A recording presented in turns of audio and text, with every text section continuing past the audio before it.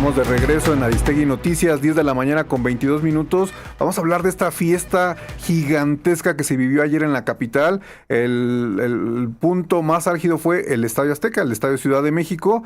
Pero bueno, tuvimos ahí a nuestros dos corresponsales, dos periodistas de Aristegui Noticias siguiendo la cobertura. Alejandro Romero, muy buenos días, bienvenido.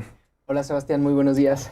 Julieta Sales, muy buenos días, bienvenida. Hola Sebastián, buenos días. Buenos días y damos la bienvenida también a Enrique Beas, director de la Octava Sports. Enrique, muy buenos días, bienvenido. Hola, ¿cómo están? Qué gusto saludarlos, muy buenos días.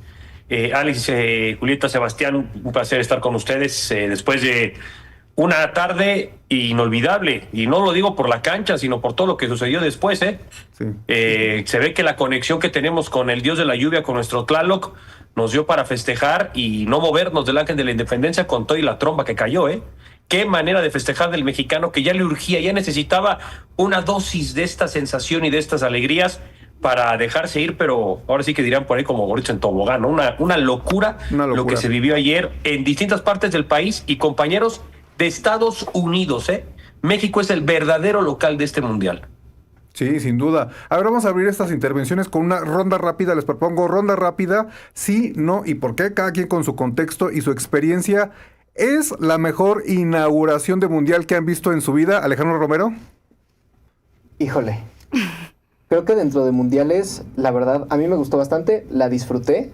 Siento que sí, por momentos hubo partes que se llegaron a ver un poco vacías, ahora sí que en la presentación, creo que no se ocupó al 100 el espacio, pero definitivamente en el estadio estuvo muy padre, específicamente cuando entró Maná y la gente como que despertó un poco de un ambiente que había estado algo callado. Sí lo disfruté más, no sé si diría si es la mejor inauguración que he visto, puede que sí sea la mejor de este mundial. Hoy tendremos que ver también las de Canadá y Estados Unidos respectivamente. Las veremos, Julieta Sales. Yo personalmente creo que sí, pero más por el lado que es la primera que vivo en mi país. Creo que eso le agrega muchísima emoción al tema. Y en temas como musicales, muy bien, diría. Estuvo hecha para la televisión un poco. Concuerdo con Alejandro que habían partes que se sintieron un poco vacías. El estadio no estuvo tan prendido durante toda la inauguración, solo en ciertos momentos. Pero personalmente sí, la verdad, yo sí me emocioné mucho, me conmoví mucho. Entonces sí diría que es la mejor que he visto. Venga, Enrique, ¿es la mejor que has visto? Sí, no y por qué. Híjole, lo que pasa es que para mí las inauguraciones de los mundiales a veces como que las queremos meter en un contexto de arranque muy estilo olímpico que son muy, muy diferentes. O sea, no tiene esa connotación. El mundial no tiene esta connotación a partir del evento, ¿no? O sea, ayer fue un gran detalle que de la pirámide, muy cortita por cierto, me hubiera gustado ahí un poquito más de producción para que se viera más espectacular, pero el momento en el que sale la Copa del Mundo de la pirámide creo que le da un acierto absoluto con nuestras culturas prehispánicas. También ahí conectaron de manera muy rápida, muy bien Lila Downs, y a partir de ahí pues tuvimos una probadita, ¿no? Dice Alex del tema de Maná, yo no soy tan nasivo a la música de Maná, soy más de Los Ángeles Azules, que con Belinda, pues me ha gustado esta canción, evidentemente oficial.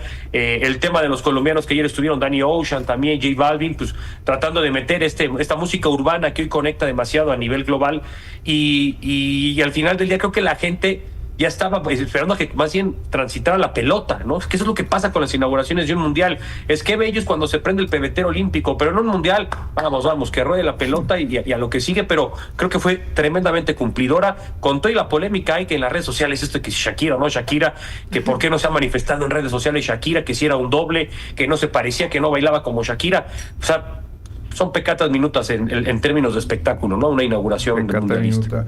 A ver, vamos a comenzar a presentar qué fue lo que pasó.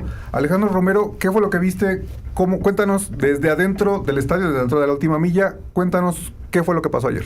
Pues definitivamente fue una travesía mucho más tranquila de la que pensábamos, y es porque, como nos mencionaba Juan Omar Fierro en su reporte esta mañana, de todo lo que se fue viviendo sobre la calzada de Tlalpan en cuanto a las manifestaciones, nosotros viajamos a través de tren ligero hasta el Estadio Azteca y sí fue un cambio absoluto. O sea, sí fue como entrar a una especie de burbuja camino al Estadio Azteca. O sea, tú entrabas a la estación de Tasqueña del tren ligero, lleno de policías, lleno de personas. O sea, nosotros pensamos por un momento, todo el mundo ya está en el tren ligero para ir al estadio.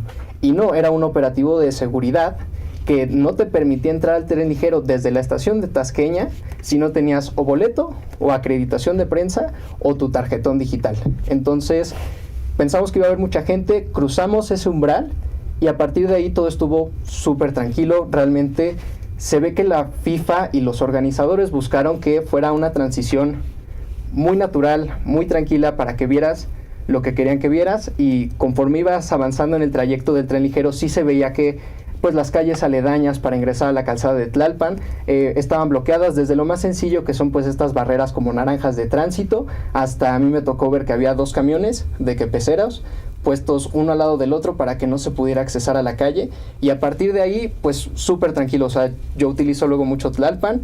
Si vimos 5 carros pasando al lado del tren ligero en el trayecto hasta la estación del Vergel, que era hasta donde tuvimos servicio nosotros, es surreal lo que vimos. Y lo mismo se traslada al estadio. Ya una vez en el espacio del estadio pues había muchas filas, había mucha gente, pero la concentración policial creo que era incluso menor a otros partidos de menor tamaño, o sea, un Cruz Azul América que se juega en el Azteca. Entonces creo que sí se construyó como este espacio, esta burbuja, y justo se sintió así porque también nuestra experiencia fue, no había muy buena señal, ni siquiera el internet de la parte de prensa. Entonces tú estabas allá adentro y era muy complicado que te enteraras de lo que estaba sucediendo afuera o en otros puntos de la Ciudad de México, y creo que así se vivió dentro del estadio, ¿no? Estabas tú en tu burbuja viviendo lo que estaba dentro del estadio, del inicio que llegas hasta que fue el silbatazo final. No sabemos bien cómo fue la salida, nos quedamos más tiempo por cuestiones de conferencias, pero sí crearon esta burbuja los organizadores y la FIFA, en la que pues prácticamente te encapsulaban para que vivieras el partido y no te tuvieras que preocupar por nada más, a menos que tú buscaras como esos otros puntos alternativos a lo que estaba sucediendo. Enrique, cuéntanos cómo fue tu llegada, cuéntanos lo que viviste antes de la inauguración, antes del partido, cuéntanos. Y yo opté ayer hacer el recorrido por metro y tren ligero. Lo compartí en algunos espacios. Yo vivo en la parte norte de la ciudad, de la zona metropolitana, de hecho en la parte del Estado de México, por Lomas Verdes. Entonces hice el recorrido de transporte público para poder llegar al toreo de 4 Caminos, y de ahí agarrar todo Tasqueña. Como hay muchas estaciones estas cerradas en la parte centro, todas las de Hidalgo, justamente Pino Suárez, e incluso Chabacano, o sea, nos dejó casi hasta Xola o una más adelante. Fue un viaje muy rápido, un recorrido muy rápido, y en tren ligero solamente podían subir el día de ayer las personas que tenían acreditación o boleto. Entonces había que bajarse una antes del Estadio Azteca, porque esa no te dejaba, la que está directamente muy cercano a Coxpa. Bajas en la estación del Vergel, y la verdad es que fue un trayecto, como dice Alex, incluso ahí mismo dentro, aunque era metro, muy de burbuja, ¿no? Porque ayer, que no hubo actividad en su mayoría laboral, pues eran muchas personas que se estaban desplazando justamente para el juego, para el partido. Y ya donde bajabas así del Vergel y esa caminata por Calzada de Tlalpan, ya habías pasado justamente la parte que estaba amotinada, ¿no? Entonces, en el momento en el que ya te recibían ahí, había un organillero, un cilindrero, ¿no? Poniendo ya la típica música. Luego antes de que entraras al perímetro de donde sale la calzada Coxpa, en donde se junta con el Estadio Azteca, había una activación de música folclórica mexicana. Entonces, eso ya activaba, y me tocó, por ejemplo, viajar en el metro con muchos paisanos, con muchos mexicoamericanos, con gente que venía de Los Ángeles. Me tocó gente de Houston, gente de Dallas, gente de Chicago, que al final del día también entiendes por qué el costo de los boletos, ¿no? Porque también pues hay esta percepción de nostalgia, de la cual sigue explotando muy bien la Federación Mexicana de Fútbol y el mercado mexicano, de todas estas personas que viven en dólares, que cobran en dólares, y que la llevan y traspasan evidentemente la experiencia para acá, para México. Y todo este folclore con sus abuelitos, con los tíos que siguen viviendo todavía en México, hablando en inglés, con la playera de la selección mexicana, en el metro mexicano, ¿no? Entonces, realmente fue una experiencia muy ad hoc. Y ya entrando al estadio, a los perímetros, creo que a diferencia del famoso partido contra Portugal, y de las últimas experiencias que hubo de Liga MX, incluso el Chivas Cruz Azul, el América Pumas, hubo muchísima facilidad para acceder por los perímetros. Las puertas realmente ya las activaron de tal forma que no solamente era la zona de torniquetes, sino abrieron tanto en la entrada A como la B, la de Tlalpan, y la del otro lado del periférico, accesos que entraban por 3, la prensa entra por la puerta 3, entonces realmente la facilidad y la movilidad para acceder estuvo acorde a la situación, pero creo que es ahí donde al final del día te nos queda de ver algunas situaciones, como por ejemplo el tema del internet. Funcionaba, se te permitía hacer algunas cosas, pero no con la velocidad con la que corren el internet en cualquier estadio de los Estados Unidos o de Europa, y ni se diga, ¿no, compañeros? En el centro de prensa, que era un martirio poder mandar algún material, alguna situación, también por la demanda que hay, que ayer fue muchísima prensa, bien lo dijo Javier Aguirre ayer, para la del 86 era un cuarto de personas de las que estaban en una conferencia de prensa, y ayer realmente estaba multiplicado por 4, por 5 la capacidad, pero realmente creo que fue bien ejecutado. Eso sí, durante el juego hubo muchísimas manifestaciones ya reportadas, incluso para la calle hacia Gran Sur, en donde optaron justamente parte de las manifestaciones, pues ya vieron que vandalizaron todas las casas, los portones, las tiendas de conveniencia que se fueron topando por el camino. Entonces cuando la gente entró y salió, dijo, ah, caray, ¿qué pasó aquí? Si todo estaba bien. Pues sí hubo este movimiento y esta movilización, ¿no?, de manifestaciones. Sí, una burbuja, me gusta las narraciones que están haciendo, una burbuja al Estadio Azteca, los cordones de paz, luego la última milla y finalmente la fiesta en el Azteca, 80,000 personas, vi la cifra de asistentes. Pero bueno, vamos a lo que nos tiene reunidos en este mundial, la pelotita, el balón, el silbatazo inicial. Julieta Sales, el fútbol. México tuvo un partido inaugural nuevamente contra Sudáfrica. Cuéntanos qué viste, cuál es la narración del partido. La verdad es que es un partido que a mi parecer empezó bien, es un buen primer partido para México. Definitivamente creo que se pudo haber dado un mejor resultado por parte de la selección mexicana. Esta expulsión de César Montes en el minuto agregado, súper innecesaria, la verdad. Pero buenos goles por parte de Quiñones, de Raúl Jiménez, que anota su primer gol en un mundial. Definitivamente un momento muy emocional para toda la afición, no solo para Raúl Jiménez. Y bueno, también el ambiente en rasgos muy generales, diría que al principio estuvo muy prendido y como que poco a poco se fue apagando. Creo que también aquí entra un poco el tema de, por ejemplo, hubo una pausa de hidratación de como 5 minutos para que la FIFA pudiera exponer su publicidad. Y en esta pausa de hidratación como que se pierde un poco el ritmo del juego, un poco el ritmo de la afición. Definitivamente un ambiente muy mexicano, una fiesta mundialista. Nos tocó estar a mí y Alejandro al lado de la prensa extranjera. Entonces ellos súper emocionados con cómo empezaban a lanzar los sombreros, toda esta fiesta mexicana que pues se vio en los estadios. Ahorita estaba viendo en redes sociales que está esta discusión que es otro tipo de tribuna de fans, que es otro tipo de afición mexicana, pero al final diría que en rasgos muy generales la afición vivió al máximo este partido. Para muchos pues el partido en casa. Algo que quiero destacar, que a mí me pareció interesante, es que es la primera vez, el primer partido de inauguración donde no hay jefes de Estado. Sí. Destacar la ausencia de la presidenta Claudia Sheinbaum, que a comparación del Mundial de 1970 y 1986, Gustavo Díaz Ordaz se presentó, Miguel de la Madrid se presentó, recibieron esta abucheada que se recuerda muchísimo, pero ya habíamos discutido, incluso Carmen Aristegui lo mencionó en uno de sus programas, que Claudia Sheinbaum quizás no quiso presentarse a la prueba del estadio. Y esto me parece muy importante porque es la primera vez que no hay un jefe de Estado en un mundial desde 1958 en Suecia. Y me parece que pues esto también habla un poco de las tensiones internacionales que pueden haber, porque tampoco estuvo el presidente Donald Trump, no estuvo Carney, el de Canadá, tampoco vino el presidente de Sudáfrica porque Claudia Sheinbaum en la mañanera había dicho que tenía que atender asuntos en su país. Pero digamos que en aspectos muy generales, muchas canciones, también Cielito Lindo, Los Ángeles Azules. Me imagino. Ambientazo, la verdad, sí. Ambientazo en el Azteca, el partido México 2-0 sobre Sudáfrica, goles de Julián Quiñones al 9 y de Raúl Jiménez al 67. Enrique, veas, a ver, el partido, gana México, bien, 3 puntos a la bolsa, bien, la afición contenta, festejo nacional, Raúl y Quiñones se quitan un peso de encima, pero a ver, cuéntanos qué viste, porque me parece que la afición no salió al 100% contenta con el equipo.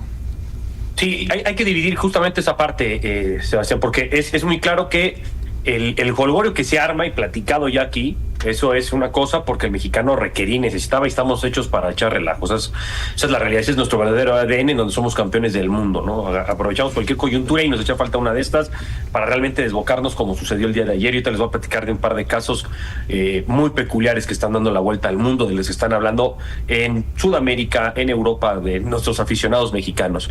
Entonces, el pretexto era mínimo, o sea, si México hubiera ganado por la mínima, se hubiera dado la celebración.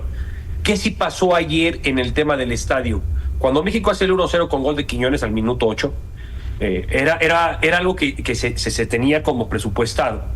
Pero creo que Javier Aguirre, a diferencia de los otros partidos que le costaba llegar al minuto 30, 35 y la gente se le volteaba, aquí fue al revés. Consigue muy rápido ese objetivo primario, que era un gol tempranero. Y después se le traba un poco la maquinaria al equipo de Javier Aguirre. Hasta el minuto 35 vieron una segunda jugada de peligro de Quiñones que estrella en el poste. Pero fueron las 3 jugadas porque hubo una de Raúl Jiménez que falló, una muy buena patajada del portero antes del primer tanto. Es decir, México arrancó como trueno los primeros 10 minutos, se apagó, vieron la segunda jugada de Quiñones y entonces parecía que México estaba muy contento con ese trámite del 1-0. Cuando hubo un momento en la parte complementaria, en la segunda mitad, en donde México no pasaba ni de su medio campo, tocando con el portero, con los defensas, ahí la gente empezó a buchar. Ahí la gente empezó a meterse porque es decir, oye, no estamos nada más satisfechos que no era 1-0.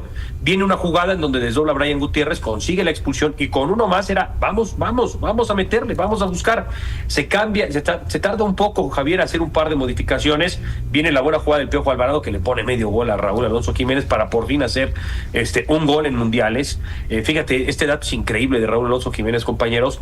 Tiene 14 años consecutivos metiendo un gol por lo menos con selección mexicana. Estamos hablando de una constancia absoluta, de un futbolista que está hecho para ser realmente y trascender. Lo hemos dicho hasta el cansancio, es un survivor, sobrevivió a ese impacto directo de David Luiz para regresar a las canchas. Falleció su papá este año y fue un momento muy emotivo. Se dejó ir con las lágrimas, volvió a conectar. Fue tan explosivo ese momento para la selección nacional y luego se quedan con otro hombre más, es decir, con 2 hombres más la selección mexicana y ya con los ajustes y modificaciones no volvió a conectar el equipo. Y es lo que dice Javier en la conferencia de prensa. Creo que el 4-0 hubiera sido el marcador exacto que la gente y la afición hubiera realmente los hubiera dejado convencidos. Entonces, en la parte crítica y objetiva, creo que a México le faltó empaque, a México le faltó ambición y a México le faltó esa capacidad de tener variantes, de poder resolver, de saber que tu lateral derecho, que estaba muy amarrado, Israel Reyes con el Piojo Alvarado, o en el caso específico por el sector izquierdo, Jesús Gallardo, llegaran más a línea de fondo, se atrevieran un poco más para generar más peligro. Y sobre todo en el medio campo, Lira, que hizo un muy buen partido, pero que no tuvo mucha salida. Incluso yo a Lira, que le di un seguimiento personal, todo el tiempo aplicaba como una señal de manos de tranquilos. Y esto habla del nerviosismo con los que jugadores salieron el día de ayer. Hubo 3 acalambrados, lo mencionó también Javier Aguirre en la conferencia. ¿Qué significa esto? La tensión, la presión del músculo, porque es un juego inaugural, no estás jugando tiempos extras, estás empezando el tema del mundial, no traes una carga o una sobrecarga. México, por lo menos a la mayoría, les hizo esta concentración larga por lo mismo, para tenerlos ad hoc físicamente. Y ayer que se te acalambraran 3 te habla de que el escenario les impuso, de que el momento de poder conectar más allá de las 80,000 gargantas que había en el Estadio Ciudad de México, por la presión que había por ese tema de la inauguración, que ojalá esto suelte al equipo, pero yo le pongo una calificación, si tuviéramos que hacerle como críticos de cine, como maestros en una escuela, de 6.5 a la selección nacional el día de ayer. 6.5. Enrique, déjame decirte una cosa. Yo estuve ayer en el Fan Fest. Los más aplaudidos, Raúl Jiménez, gran ovación. Segunda ovación para Quiñones, supongo que por el gol. Me sorprendió muchísimo la ovación también para la joven Mora y la Hormiga. Dinos de los jugadores, las altas y las bajas, ¿qué viste ayer? Qué bueno que dices este tema porque hay que dejarlo muy bien estipulado, porque en el caso de Raúl, pues es el futbolista que está buscando el récord histórico de goles de Javier Hernández. que voy a abrir un paréntesis, ayer Javier Hernández, qué inglés, papá, qué forma de dar, ahí los invito a que lo vean, está haciendo el trabajo en Fox Sports, ahora sí que sí sueña cosas increíbles, porque todo lo que hace, más allá de su última etapa de influencer, qué bien lo hace Javier Hernández, el máximo goleador histórico de la selección mexicana, cierro paréntesis.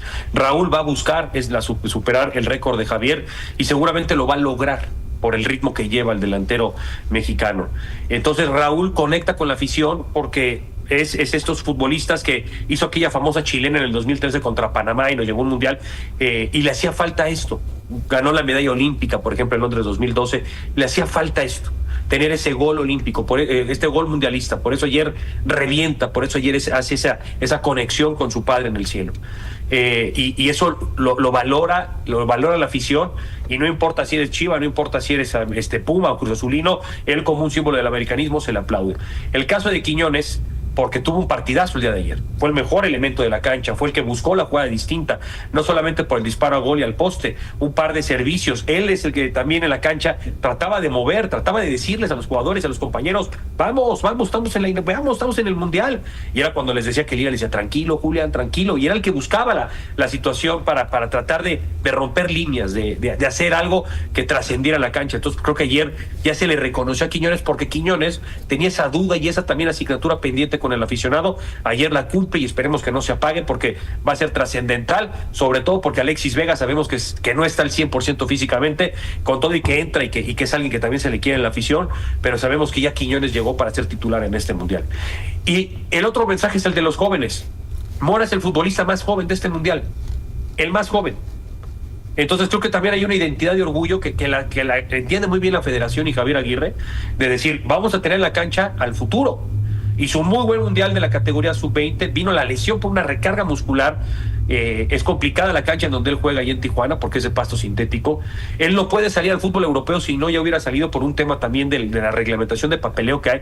Él se va a tener que esperar hasta los 18 años para poder salir al fútbol europeo, pero va a salir. O sea, Gilberto Mora, mejor conocido como Morita, va a salir al fútbol europeo. Es nuestra gran esperanza. En él se van a hipotecar seguramente el Mundial del 2030 y otros más. Y el muchacho tiene mucho talento y no se arruga. Hizo una muy buena Copa Oro a sus 16 años, casi cumpliendo 17 hace un año con la selección mayor. Por eso es algo que no le pasa al fútbol mexicano seguido, y esa es la razón por la cual se le arropa.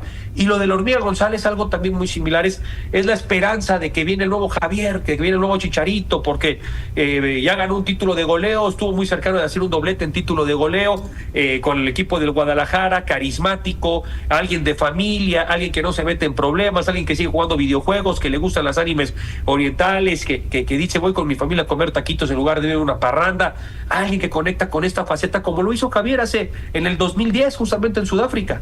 Hace ya 16 años de distancia no tenías otro futbolista que aspira y que intuye el fútbol mexicano y el aficionado, que ahí hay una nueva figura.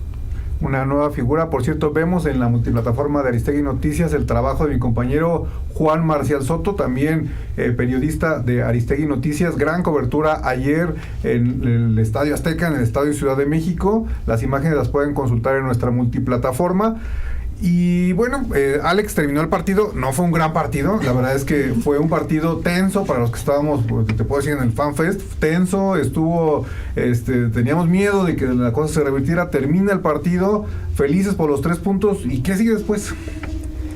Pues nos decía el Vasco Aguirre, y creo que esa debería ser la mentalidad de la selección yendo hacia adelante, es Corea del Sur.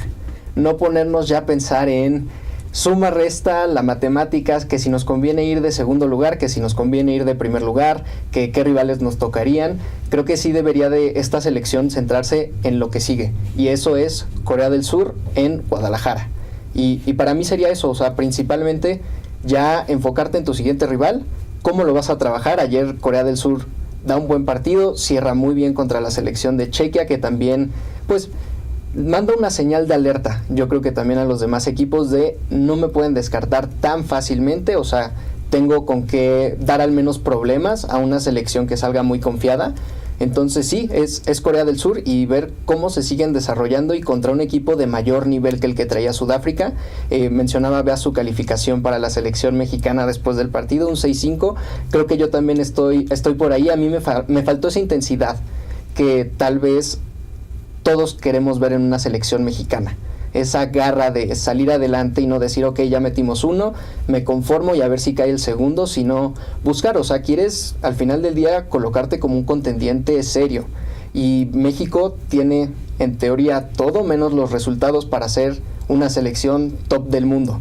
Entonces, tienes el escenario en tu casa contra una selección claramente inferior en cuanto al nivel que traen, que también tuvo muchos problemas con las expulsiones y solo logras meterle 2 goles. Creo que México necesita ser más contundente al momento de cómo marcan los goles y cómo se desarrollan a lo largo de todo el partido. Eso a mí me faltó y espero que con Corea del Sur cambien esa mentalidad, porque Corea es un equipo muy distinto, que yo siento que ayer decíamos Julieta y yo, Sudáfrica estaba a un par de errores de darle un poquito de más batalla a la selección mexicana. Corea no es una selección que te vaya a perdonar tan fácilmente como lo hizo Sudáfrica.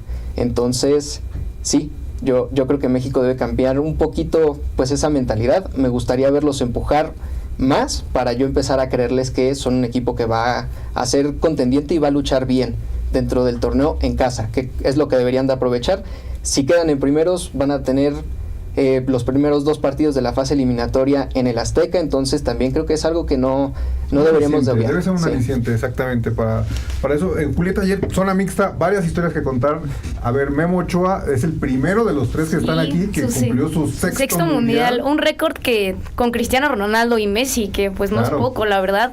Un mexicano, un portero que definitivamente ha sido una figura completa para la selección mexicana. Y pues sí, en la zona mixta le preguntaron qué se sentía, que estuviera en su 6º mundial. Y la verdad es que él es muy, muy emocional, aunque no jugó, no tuvo minutos ayer. Se creía que él iba a ir de titular, pero al final no. Aguirre escogió al Tala, que me parece a mí una decisión muy acertada, la verdad. Nervioso el Tala, ¿no? Nerviosito el Tala, pero lo hizo bien al final de cuentas. Y es nuestro portero titular ahorita de la selección. Y le cuestionan a Guillermo Ochoa que qué se siente vivir este 6º mundial. Por ahí tenemos el audio, por si nos lo pueden poner. A ver, vamos a ponerlo. Adelante con Memo Ochoa. Bueno, no, a ver, es parte de la vida. Esto nos vamos haciendo grandes y es natural en el fútbol y en cualquier lado. Lo asumo con normalidad y son diferentes etapas, ¿no?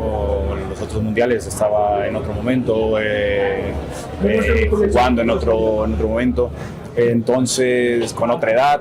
También con mi primer mundial, que era muy joven, son diferentes etapas. Esta me toca vivirla así y nada, te digo, contento porque la puedo vivir dentro de la cancha y pues contento porque puedo romper un récord, que es algo que no cualquiera puede presumir de ello. Orgulloso de esto porque habla de muchas cosas detrás.